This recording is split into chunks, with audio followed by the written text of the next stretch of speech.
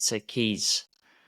Like I said, it's funny how we're doing this because literally, maybe in addition to moments worth remembering, this should be really a family legacy project, right? Considering I've already had a conversation with your husband, your daughter. You don't have any animals. I was gonna say that might be an interesting next episode, like conversation with a cat or a dog, Yeah, right? I like that. They've got a lot to say, don't worry. um, I appreciate you, and I appreciate you for many reasons. I think the first reason is thank you for helping me, introducing me to peppermint and everything that you even shared today about kind of mucus moving through different parts of my body. I'm a huge believer that I think, and I don't know when I started to understand it, but it's been a number of years that your body truly does keep the score on many different levels and regards. And I think for me, that instance came from noticing stress, how I notice how I notice my body process stress. And so, even though mentally I was able to create all these frameworks and ways to justify things, I still noticed, like, oh, my body does this when I'm stressed. My body doesn't do that when I'm not stressed. So, I think you have this knowledge and ability and intuition to help people realize and recognize a lot of these things about who they are, that many people probably don't have the ability to do. So I would just want to thank you for that. Like, how you came across it, I have no idea. And I don't even know, did I ever ask you that question? How did you come across what you do? Well, that's a dynamic question, and I'm going to make it very succinct, my friend, which is that, and I do think, I believe that everybody has the capacity. We've Hmm. just been trained to think very limitedly about ourselves. So I came in knowing. I mean, I can tell you one quick story. When I was really little, like 4 years old, I was talking to my mother and I was like, oh my gosh, the light. And she's like, what are you looking at? And I was talking about what I think people would say energy or auras. And she's like, you do know that not a lot of people see that. I was shocked, Huh. shocked. I'm like, people don't see this. People don't know about their capacity to have what we call a third eye or the pineal gland, and that we can access all of this information. So, a brief story about probably knowing right from the get go how powerful you are as a Hmm. human being, and having many, many decades of practicing the expansion of what we're moving into right now, which is just this grander perspective of who we are. And I am not talking about an egotistical or arrogant endeavor. Hmm. You are a very, very powerful being. And we're finally, happily in a place where your consciousness is at a level where we can start to speak of who you are, what this is, in a different way. And we all have the same capacity. And that's why things look a little stirred up right now, because people innately, from a sentient perspective, are realizing they're way more powerful than they have been led Hmm. to believe. And I'm not interested in bashing who and what. And I would Hmm. prefer to stay in the present moment. But that's kind of where we're at. Was that difficult to embrace and accept, having this ability, having this understanding of the world? Because I would say within my experience, it's only been within the last 5 years, 10 years, where there were even conversations about higher level thinking, consciousness, being aware of things that you were not aware of previously. Was that something that, I'm assuming there was a journey in you accepting that, and then also being accepted by the society for what you had accepted on your own terms, right? Hmm. Well, I was 60s, 70s, 80s kid. So this conversation wasn't really had. So And I didn't resent it, but I really didn't say very much. I think Mm-hmm. that, to be succinct, the trickiest part of the journey, if you want to call it that, was just we would call it the idea of patience, knowing that everybody is this miraculous genius that is moving into a higher level of consciousness, and just waiting. And there was a Mm. time in my late 30s where I thought, I wonder if it's going to happen in this lifetime, because there was so much turmoil. And then in my early 40s, I thought, no, no, it is going to happen. And Oleg, maybe at some point we can Mm. talk about this. It's right now.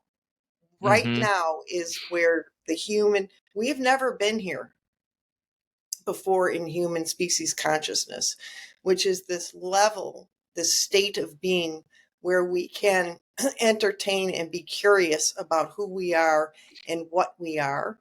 Um, not at this level. So lots of things are going to change. So it wasn't a burden to me, Mm-hmm. so to speak.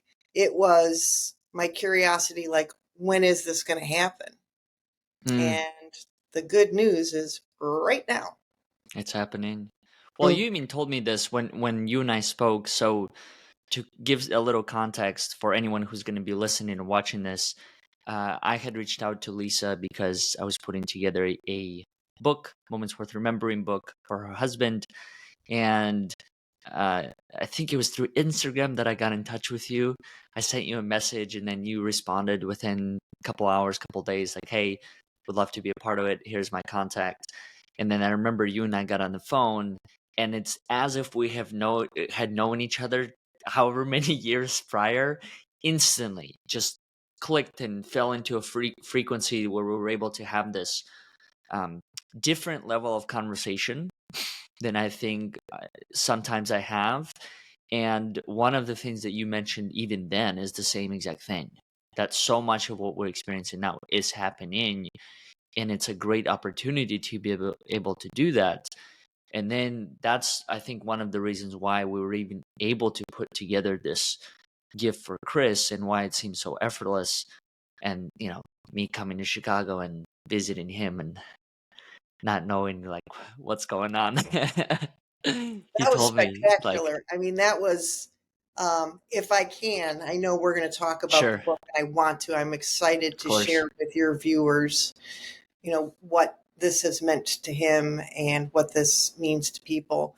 But I think this is one of your gifts for us, not your responsibility, Oleg, but it is one of your Mm, gifts, is that you understand, or you innately know the power of love, and the idea of, I'm sorry, this sounds a little morbid, but the idea is that what we do is we speak highly and well of people once they mm, transition.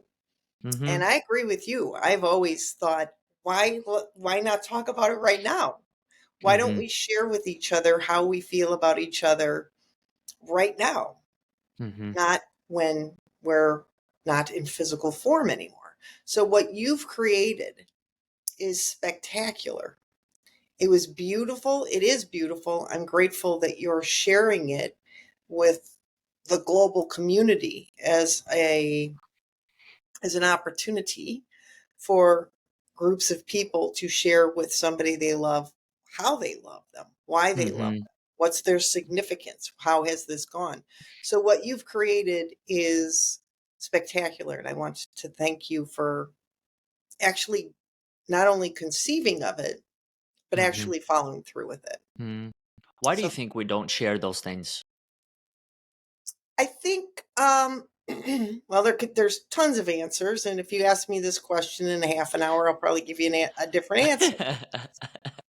But the idea is I think people are so overwhelmed with the stressors and the problems of the present Mm, moment that we're not aware of who's in our lives, what is in our lives that continues to make this a pleasant experience. We're very focused on what is wrong, ameliorating it, getting rid of it.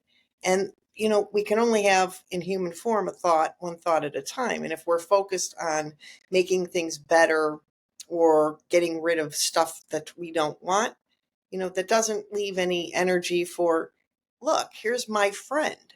Here's my friend who has been through significant challenges. And instead of moving into this predominant victim consciousness, my friend has chosen to see the beauty in the present moment. And when you're in the Mm-hmm. present moment, it's pretty effortless to know who you love and who you like and how significant they are. I think, and it's not a judgment. This is never a blame game, not when I speak. Mm-hmm. But the Mm-hmm. idea is that I think we're so overwhelmed with circumstances not going the way we like or prefer that it Mm-hmm. distracts us from all the beauty around us. And Mm-hmm. the biggest beauty that we have are people like you, love, consideration. We get distracted. And again, it's Mm. not a blame game because we all do it, but things are shifting. And I think you're so spot on. I think that something that I've also learned is that life happens for everyone.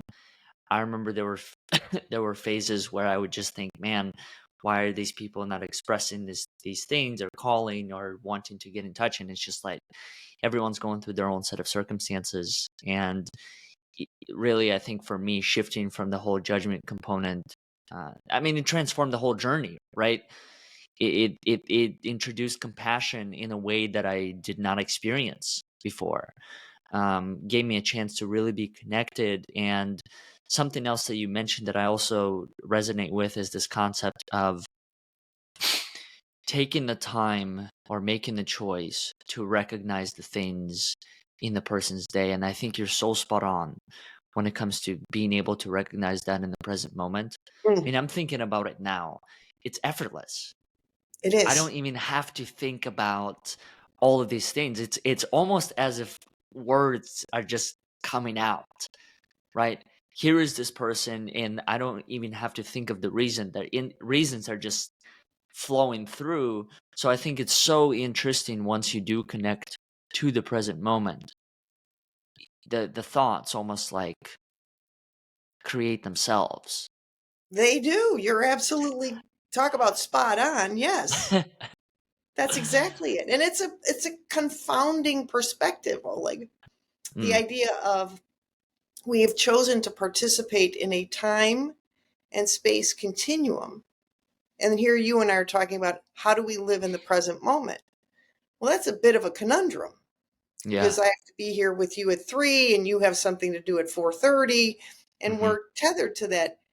But simultaneously, we get to have this conversation really from a quantum perspective. The only thing that is, let's say, real about this experience is the present moment.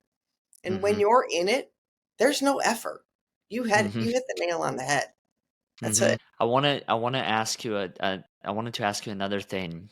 So going back to Chris's book and Chris' experience, it's always been interesting and funny and whatever other words we want to choose for this when I speak with Chris, and so he has the book. I think it's right in the back in his bookshelf, and sometimes he'll turn around and the book's not there, and he would say like, "Oh, Lisa must be reading it again." Well, I think this has happened pretty much every time him and I connected, ever since gifting him that. I'm curious, what type of impact do you think that's had on you, and how has it helped you see him differently than you might have seen him before? It's a good question. I think that one of the unique things about my partnership with Chris is we've been partners for a long time. We met as kids. And there's always been this unwavering love, even though he and I can be very different, very different. There's just this deep love and respect and like, deep Hmm. respect and like, which I think is very important. But reading the passages or the offerings from the people that you connected with, I think the biggest impact that it had on me was recognizing that people really are starting to really uh, capture Chris's energy, that he is Mm. very gifted in many things. And sometimes it's just the practical part of him. Sometimes it's the spiritual part of him. Sometimes it's the supportive part of him. But what I've always desired for Chris was that he be not recognized externally so he could feel better about himself. That's his job to do. Mm-hmm. It's his job to move into the alignment of knowing and who he truly is.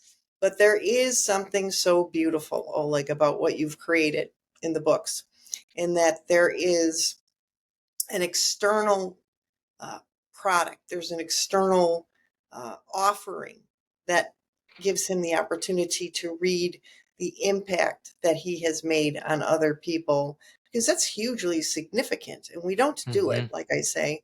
I was just super grateful that you created it and that it was executed and presented in such a beautiful and loving, gracious way.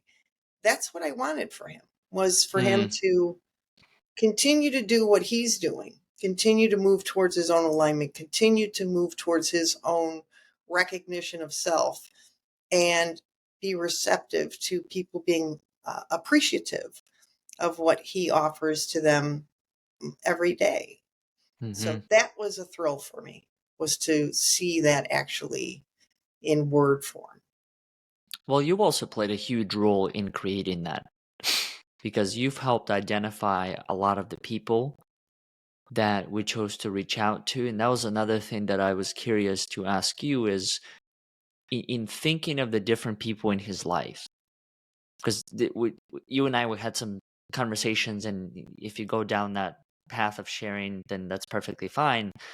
Um, you and I had conversations about who would be the type of people we would want to reach out to based on the image of what we knew of Chris and maybe the direction that he wanted to move forward in, right?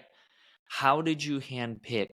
How did you figure out, okay, this is a good person, maybe not this relationship? Because I think that's equally as important to know in trying to understand, okay, not everyone is there to serve you for the rest of your life, so to speak.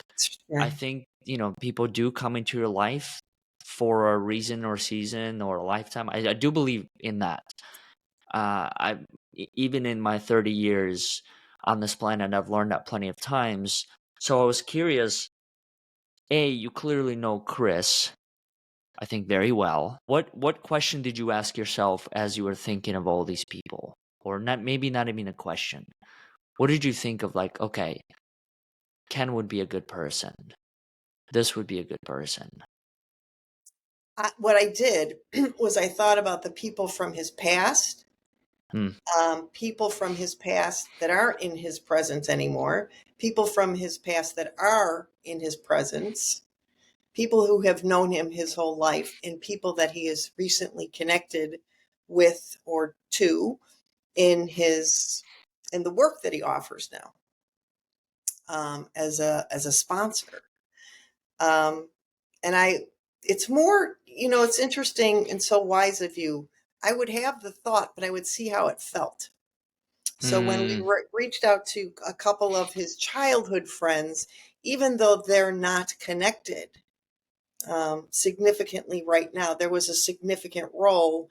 And I kind of tapped into that and I thought, if this person, Dan, for example, was Hmm. given the opportunity to express his affection for Chris, even though that was decades ago, I had a sensation that it was going to be important and powerful for him. So I would just kind of think of the person and whether they're in his life or not, the significance that he played. And it was just evident to me. And it's interesting because everyone that you reached out to, Oleg, responded. Hmm. So Hmm. apparently we got some part of the formula We perfect. did. And even within the responses, I didn't get a chance to read as much of his book, just to preserve kind of the privacy and authenticity of it. I mean, obviously, I did some checking for things like hate speech or Oh, yeah. any negative things. I think that's kind of uh, prerequisite to creating something like that. But I remember him sharing a story, even a story that I think his dad shared in that. How he's, for the longest time, I guess, always perceived Chris as determined and a go-getter. And I think Chris even told me the story about the car, um, that he himself has told me many times, that Corvette. And I'm just like, wow, it's just so fascinating to be able to see a person's journey through someone else's lens so many years ago, right? And then all these years later, you can actually touch and feel the unfolding, the manifestation of it all. I mean, the car is literally parked Yes. in the garage. Yes. And that's really a wise statement and insight on your part too, Oleg, because the idea is that you're right. Some people have the perception of his tenacity or go-getterness, or however you want to say it, and Mhm, accomplishing things from a third dimensional successful perspective. And then there are other people that are just grateful for his wisdom or his advice about what's going on right now and everything in between. So it was really, you're right. It was very fascinating to see or read people's responses and what was their focus. Was it what he has accomplished? Was it what he is? Was it what he offered? And everybody mhm, had different responses. They were all beautiful and they were mhm, all fitting for the partnership that Chris has with them. But that's really insightful on your part, which mhm. is, it is super cool for me to see how people um, responded to, what does he mean? What does Chris mean to you? And that's why I'm Mhm, just so grateful that you've created this, because uh, this is perfect. It's a beautiful gift. It's life altering, and just grateful you created it. how have you read that book? How do you read that book? Do you read it page by page? Do you read I do. one page a day? Um, When I've I heard sit so many down, different I'll read. ways. Like, I've heard some people say, reading it all at once is just too much. Um, it's a lot. And I'll admit, I mean, yeah, depending on the number of people you have contribute, 20 to 30, especially people who are close to you, it probably is a lot, right? Yeah, absolutely. What I did was, well, when you first presented it to Chris, within the first day, because I wanted to hang out with you, Hmm. but within the first day, I read the whole book. And then I would just pull it out and maybe read two or three. Because you're right. I mean, these are very powerful statements that people are contributing, and it can be a little bit overwhelming. So um, I think all of their entries and statements are accurate for the partnership he had with them. But I read it once, uh, cover to cover, but then Hmm. I'll take it in chunks and Hmm. just look at it again. I think it's just Hmm. beautiful. Hmm. Speaking of people and speaking of perspectives, I'm very curious about this part because I think, in my opinion, you have a very fascinating perspective in how you look at people, how you look at experiences and circumstances. How do you view the perspectives, opinions of others that they have of you? What do you choose to take in? What do you choose to say, this is not for me? Because I feel like you've drawn, in my kind of limited experience of who you are, you have very solid boundaries that people either cross or don't cross. How have you been able to establish that in your life? Wow, that's a good question. I think that the answer for right now is that I have always, and I've always been like this, I will always listen to somebody's perspective on what they're saying to me or about me. There's a little thing I like to do is, if I bring it in and it triggers something in me, I'm already grateful to that person, because it means that they have just informed me of something unconscious that I was Mm, thinking about myself. So, be it a comment that is not super nice. Now, the good thing is that I I really don't have people saying really nasty things to me. I mean, yeah, you can be in traffic and somebody can do something ridiculous and you're like, whatever. Um, but the idea is that that doesn't really happen. But I do listen to people's criticisms or comments about what I have. Now, if I pull it in Mm-hmm. and it doesn't bump off of anything, Oleg, then I know that that's their perspective and it's not offensive to me. Like Mm-hmm. if somebody says to me, it's really hard to connect with you or to be in a relationship with you because, you seem, I'm going to kind of no, I'm not making it up, but you seem kind of like everything's okay. I think a part of unconditional love is that when you really love someone, Mm-hmm.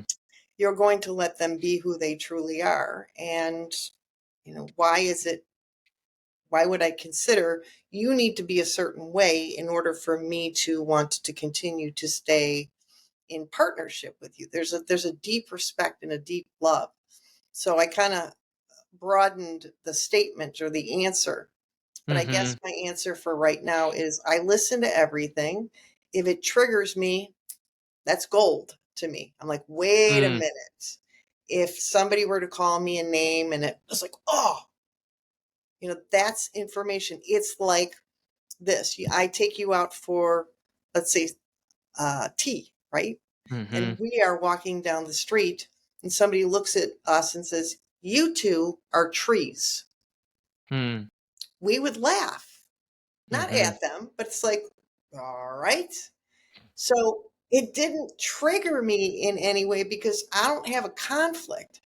In this third dimensional reality, I am playing the role of Lisa. I'm Mm. not a tree. So if they want to think I'm a tree, then they can think I'm a tree. And there's nothing inside of me that's like, oh, they just called me a tree. This is terrible. I don't care. Now, that's a ridiculous example and very far fetched, although people do these things. Um, but the idea is that how do you kind of be with this grander perspective of listening to what people think about you? Mm-hmm. And if it triggers you, there's something inside of you that feels defended or wanting to justify. That's it's uncomfortable. And I'm not saying let's not feel the dis-ease, but that's valuable information. That's something inside of you that is kind of lugging around a perspective that Mm-hmm. maybe they got it right. Mm-hmm. So, Well, I think at certain points, some conversations I've learned have a degree of truth to it, mm, even when they are difficult to accept. yes. I'm thinking of one example specifically, and this is a person that I actually am going to thank right after our conversation.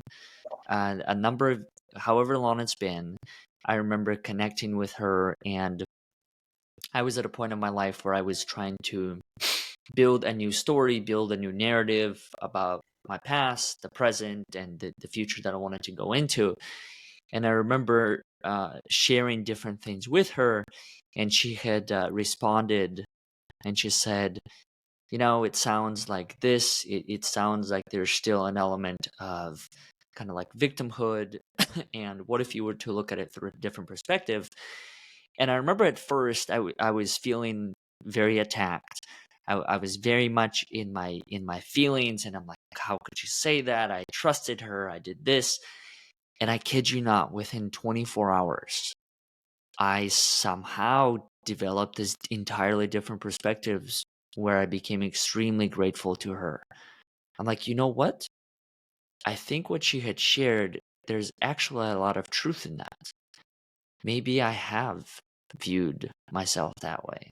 And I remember her comment was very simple. She's like, she said something like, because I had sent her the stuff, she responded, and then I responded back within 5 minutes. And she said something like, data will tell you, based on the data, the time that you responded in, it shows that there's either something there or something for you to explore. And I was just like, no, like, you know, who does she think she is and stuff like that.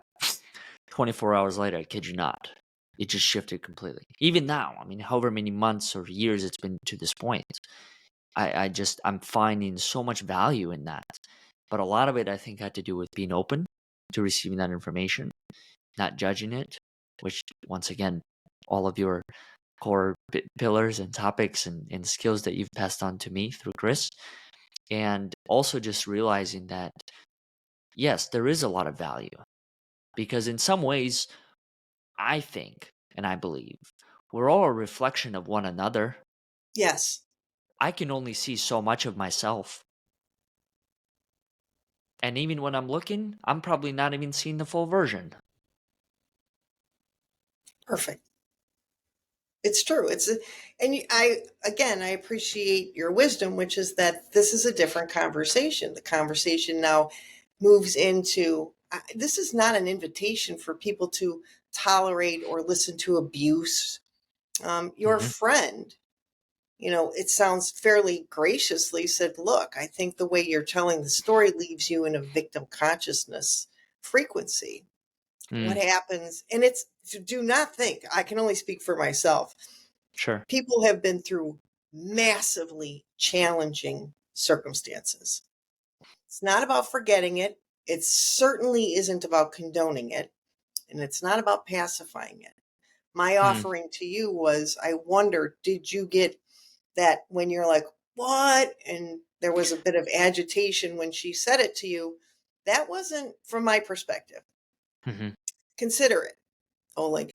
That wasn't you being an emotional hmm, energy. That was you being a reactionary energy. hmm, Once hmm, you once those 24 hours hit, I think it really kind of did settle in to your feelings and emotions. And what happens when we move into that state of being with our emotions and our feelings, um, we do take accountability. This is a big conversation because in hmm, no way do I want your listeners to think that I'm saying that anything that traumatic has happened to them is a cause of their doing. Nobody wants to be uh, aggressed against or sick or broke. That is not my message. It's a much grander conversation. But hmm. that offering that you just shared with me, that 24 hours, you kid me not, shifted you. I think it Oh gave you yeah. an opportunity to tap into one of your gifts. And your gift is to be honest from a sensational perspective, not a cognitive perspective, but from a sensational perspective to really be like the master that you are. You Hmm, have, we have, everybody has had very challenging circumstances, and we can love each other and we can be compassionate and empathetic. But until we individually, as the whole, hmm, take an opportunity to take accountability, not for that, but for the present moment. Am I going to continue to give my power away to a story that leaves me feeling impotent or incapable or less than? And we be with that, man, everything shifts. And it is 24 hours.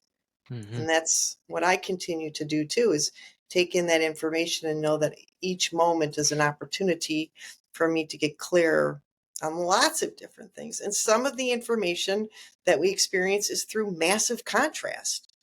hmm, It's a part of this third dimensional construct, which is we do everything we can to get rid of the people, places, and things and systems that we don't dig. That's okay. That's an option. hmm, What I love to focus on, just like you, is the present moment because that's where all your power is. Stillness is the access point for your acceleration. So, to be still and not telling the story. And I think that that's what happened to you in that 24 hours. There was a reaction, very understandable because I would do it too. Very, that's just very understandable. And then there was a responsive. Um, and that's where everything shifts because I hmm, think innately you tapped into your creator's wisdom, which is, yeah, that happened. Yeah, that's awful. Yes, it was challenging. Yes, it was for linear years. Yes, I am here right now. Am I going to continue to tell the story and of kryptonite that keeps making me feel weaker and weaker in the present moment? Or am I going to honor and be emotional with what has happened, but now tap into my power and my energy in the present moment and expand from there? And it doesn't take long. It Mm-hmm. takes a minute, a moment. Mm-hmm. So that's Mm-hmm. what you did. And I couldn't, it doesn't surprise me after meeting you and now spending time with you and knowing you.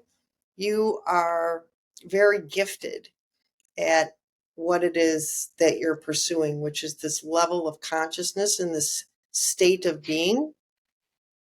And you are well on your way, friend. I mean, Mm. that's just where we're at. Mm-hmm. I think you're just so spot on with a lot of what you said. I really like your point about not pushing a lot of these circumstances or people away. And it's funny how conversations work. It's exactly how you and I started this day, right? We started this day by you sharing with me to not push away the mucus and the stiffness, and really just choosing to embrace and understand that there's probably a bigger reason to it all than what I can conceive at this point. And it's so interesting that you also mentioned the whole concept of great contrast. I think within great contrast, there's not only a great responsibility to process information on different levels, but I think it's an enormous insight into the world, into who I am, into who we are as collective.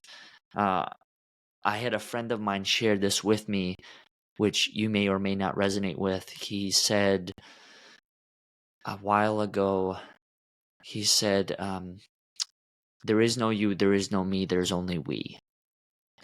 And I thought they're so true, right?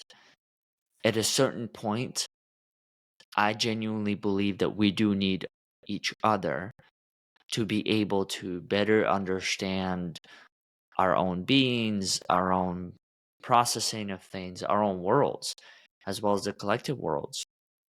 And that's where I think having this ability and so much of the work that you do, which I just know glimpses of it. I don't know kind of the full details. I know Chris has talked to me about it many times, and your daughter, even during the conversation of our, Kies family legacy project that we got going on here, has described to me as well.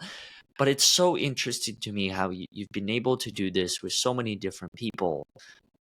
I'm assuming across so many different countries and cultures, right? In Oh, helping them create the space of understanding and possibility and recognition, whether it's of their potential or the potential of others, where it's like it's a conversation that I think you're so spot on, that's ready to be had, and that is happening. 5 or 10 years ago, maybe not so much, like here and there, right? But even then, it's just like I remember those days. I remember those days, and you hear a topic such as personal development or enrichment or growing, and sometimes people will be like, no, like, not interested. Because I think so much of it was not understood. And now it is a completely different ballgame. I totally agree with you. I yeah. think the world, I think the people in it are probably much more accepting of these topics, right? Right. Well, go back to the beginning of your statement with which your friend says, it's not I or you, it's we. Mm-hmm. The idea is that what I want to introduce to you is that you're also playing the role of Oleg. Doesn't mean that your Mm. experiences aren't real, because they sure as hell are. The idea is that you are a multi-dimensional energy. Mm. So if we were to pull that into this conversation, there is an Oleg, and you are the Mm-hmm. only one with your unique, let's say, sacred geometry, actually. You're the Mm-hmm. only one who has it. And fortunately for us, you're sharing it. Mm-hmm. And then there's you that is a part of the collective, that is is an energy of the collective. So I'm just talking about two variables. Well, I mean, we can get into some Sure. massively quantum-y conversations, but I just want to pull in, there's you, Oleg, and then there's you, Oleg, as the collective. Mm-hmm. And when you start to bring coherence to, consciousness, you're right. I mean, the 80s, the 90s, personal development was really starting to get clicked off, and a lot of people were still very embedded in the thought you got to work hard and you got to do it. Sometimes you got to do things you don't want to do. I'm going to just say, I don't think there's anything wrong with that. That is an option to Mm-hmm. choose to continue to perceive yourself in that realm. What you and I are talking about, and what many more people are starting to talk about, which is, you said it brilliantly. When you're in the present moment, there's no effort. So there's Mm-hmm. no working hard. There's no doing what you don't want to do to get something that you do want, or to get rid of something that you don't want. The whole game shifts, because when we move into the quantum sciences, there is no right and there is no wrong. There's no bad and there's no good. There's misalignment and Mm. there's alignment. And when you, my friend, are in alignment, things are effortless. It doesn't mean that we eliminate contrast. As a matter of fact, contrast is a part of this human experience. It means that when contrast comes along, we are able to be with it, have our emotion, not the story, but have the emotion, allow it to move through,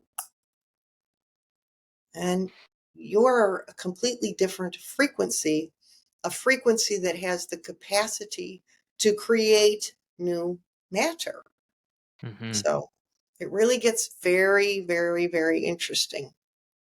How aware are you of your language? When I speak to you, what do you mean? When you speak to anybody, to me, you seem very, very, very aware of the words that you Oh, choose. Is there a conscious choice behind every word? Or, I mean, as close to it as yes, possible? yes. That's really insightful of you. And it's not Well, like no, I'm it's just fascinating. It's It's just not like, like what am I going to say? And how am I going to say it? The idea is that you got it, friend. The idea is words are reflections. Mhm, Reflections of what? Our feelings. Feelings are reflections of what? Our emotions. What are emotions? Emotions are energy in motion. What are you looking at? You are looking at a reflection of your vibrational sensations and emotions.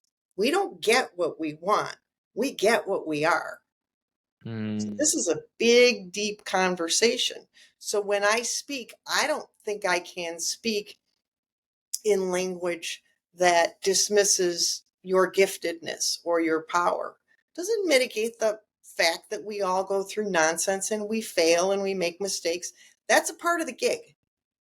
The idea is when those things happen, can we do what you do, Oli? Can we sit with it? Even though there might be an initial reaction, can we sit with it and be with it?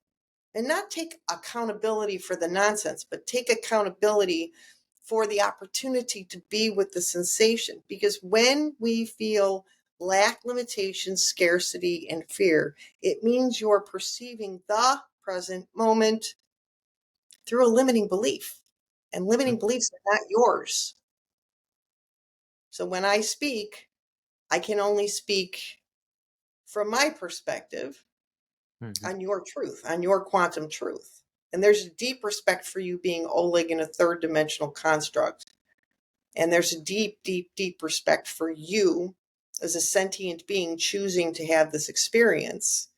And now having your opportunity to move into a grander perspective of who you are, and not judging yourself, taking accountability for it. And again, mm. that little sentence right there, is a podcast in and of itself, because This is in no way me saying, well, if you got nonsense going on in your life, you're the creator of your reality, you're messing it up. No, Mm-hmm. we don't understand how a vibrational reality works, and nobody is to blame. We are just starting to have these conversations.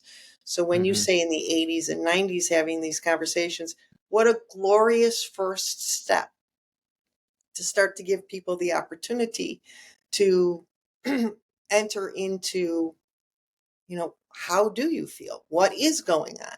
And Mm-hmm. now we get to take it to the next level of realizing vibrational reality, laws are different. Mm. It's not about bad and good, right and wrong. And you'll feel it. I mean, when I make mistakes, I feel it immediately. Why? Because I have consciously cultivated a relationship with how a feeling, a thought, a word feels in my body. And you do the same thing. Mm. And isn't it interesting that you've created a resource for us where there are words that offer frequencies and reminding our people that we care about how significant they are. So you apparently know all of this already, and we're just talking Mm. about it on your podcast. You don't get what you want, you get what you are. Wow. So true, though. Don't you So think? true. No, like, I'm speechless. I don't even have the words. Maybe I don't even need to have the words. But there's so much truth in that. You don't get what you want, you get what you are. Because I mean, it's all spot on. I'm thinking of so many circumstances throughout my own life, and it really is about receiving who you currently are in the moment. Now, I think there is also an interesting component that can happen simultaneously, and I don't know if has happened for you or not, but times where I think you can work through or whatever the process is, who you are, and internally be able to increase your own vibration to the point where you kind of get to whatever phase, and even though you're still the same body, right, you're still the same kind of makeup, maybe just with slight variation of new cells, old cells, but you're coming to the table thinking you're the same, but you're a different being, just with Moment. different thoughts, different conversations you have had, how much you've had those conversations impact you, what you've allowed in. It's really fascinating and mind-blowing, like this whole body and what it's capable of and what it's doing every single moment right now, how I'm not having to think about my next breath and it's just happening. It's just how the information is being processed and received and what I choose to put out. It's just yeah, probably another podcast of its own, part Oh of my our, gosh, because that's so fascinating. I get to give yeah. you a quantum, I always give out quantum fun facts. The idea is that in every moment of now, you create, I think it's more, but you Sure. create 1 trillion cells. You and I can guarantee in this past hour have not thought, all right, let's talk about my book and the genius that I am that I've created this. And how do I create new cells? You already are No. divine. No, we didn't. You're already divinely connected to that. We're kind of taking this moment to be with what you and I are talking about, which is there's a brilliance that is shining in the human species at a level that it has never experienced before, which is realizing that you are you. Mm, And there's negative and there's positive. sure. And we're not here to get rid of the negative. We're here to be aware of the negative and no longer try and separate from it. This is a Mm, completely different concept. So when you say it is impactful to you, it's a resonant statement. You don't get what you want from a cognitive perspective. Mm-hmm. You experience what you are. This is a vibrational reality. So everything Mm-hmm. is a mirror. So if you go and you look at your handsome self in the mirror and your hair is sticking up, you do not go to the mirror and try and push it down.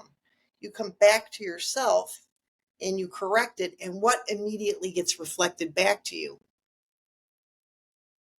Your frequency. Yeah. I Yeah. mean, these get to be pretty interesting conversations. So I gotta check my hair now. I think it looks good. looks good. I'm going to give you a thumbs up. Lisa, how do people connect with you? Where do people find out more about who you are, what you're doing? They can go to my website, mystateofbeing.org, and all the information's there and resources and bits of information.